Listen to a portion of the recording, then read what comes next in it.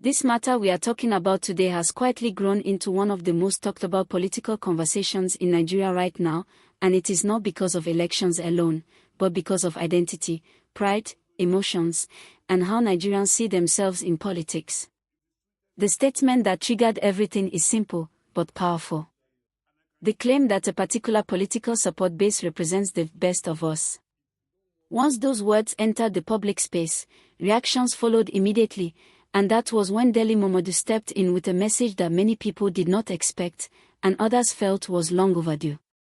Before we go deeper, please like this video and subscribe to the channel so you do not miss important updates like this. Your support helps the channel grow and keeps these conversations going. The phrase "the best of us" sounds positive at first. It sounds hopeful. It sounds like people saying they believe they stand for good values, integrity, discipline, and a better future for Nigeria. Supporters who identify with this idea believe they are driven by principles, not money politics, not old political habits, and not personal gain. They see themselves as Nigerians who want structure, accountability, and development done the right way. Because of this belief, many of them proudly accept the label and repeat it online. But politics is never just about good intentions. Politics is also about how words make other people feel. That is where the problem started. Many Nigerians who are not part of this movement began to ask a simple question. If one group is the best of us, does that mean others are less important, less intelligent, or less patriotic? That question opened the door for debate, disagreement, and strong reactions across social media platforms. As this discussion grew louder, Momodu decided to speak. His message was calm but firm. He did not attack people personally. He did not insult supporters. Instead, he questioned the idea behind the statement. His position was clear. According to him, no single group has the right to claim moral superiority over others in a country as complex and diverse as Nigeria. He reminded everyone that Nigeria belongs to all citizens, regardless of party, movement, or political choice. Momodu's message touched a sensitive area because he is not just a random commentator. He is a long-time observer of Nigerian politics. He has seen different movements rise with passion and fall due to poor structure, internal division, or unrealistic expectations. His warning was simple but deep. Passion without strategy can easily turn into disappointment. Strong slogans without inclusive thinking can divide rather than unite. At this point, please remember to like this video and subscribe to the channel if you are enjoying this breakdown. Your engagement really matters.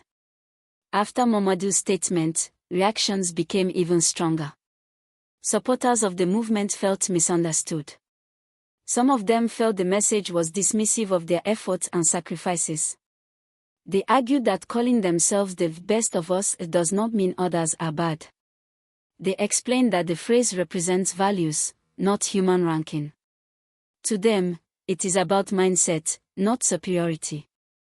On the other hand, critics insisted that language matters in politics. They said Nigeria has suffered enough division based on tribe, religion, party, and class. Adding another layer that sounds exclusive could be dangerous. They warned that when political conversations move from ideas to identity, unity becomes harder to achieve. What makes this situation interesting is that both sides believe they are right. One side believes it is standing for something good and deserves to be confident about it. The other side believes confidence should not turn into labeling that may push people away. This is why the conversation has refused to die down. Beyond the words themselves, this issue reflects a bigger change happening in Nigerian politics. Citizens are no longer silent observers. People are emotionally invested. They see political movements as part of who they are. Supporting a candidate or ideology has become personal. When someone questions it, it feels like a personal attack, even if it is not meant to be. This is also a sign that political awareness is increasing. Nigerians are talking, arguing, analyzing, and challenging one another openly. That in itself is not bad. Healthy debate is important for democracy.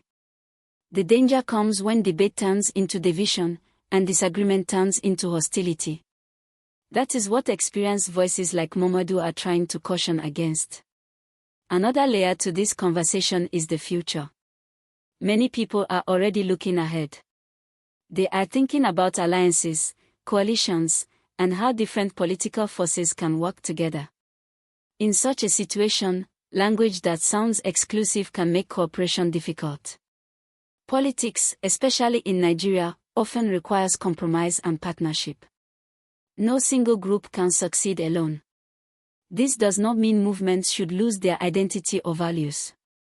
It simply means values should be communicated in a way that invites others, not pushes them away.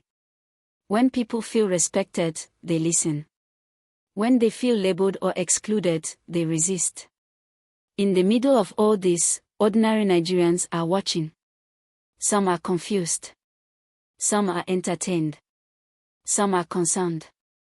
Many just want leaders and movements that focus on solutions to daily problems like jobs, security, cost of living, and infrastructure. For them, slogans mean little if real issues are not addressed clearly. This conversation has also shown how powerful social media has become in shaping political narratives.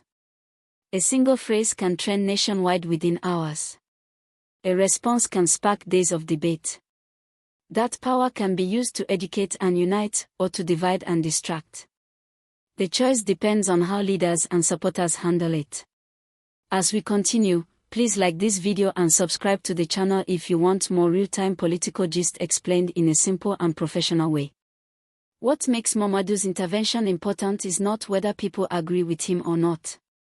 It is the reminder that politics should be bigger than personal pride. Nigeria's problems are too serious for ego battles. Any movement that truly wants change must be ready to listen, reflect, and adjust when necessary. Supporters of the movement now face a decision. They can choose to see criticism as an enemy, or they can see it as feedback. History shows that movements that grow are the ones that learn. Movements that fail often refuse to listen to opposing views. This situation is also a lesson for other political groups. Words are powerful. Labels stick.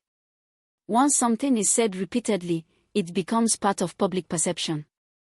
Leaders and influencers must be careful with language because not everyone hears it the same way. At the end of the day, this is not just about one statement or one response. It is about how Nigerians want to practice politics moving forward. Do we want politics that is emotional but divided, or passionate but inclusive? Do we want conversations that build bridges, or slogans that build walls? The good thing is that Nigerians are talking. Silence would have been worse.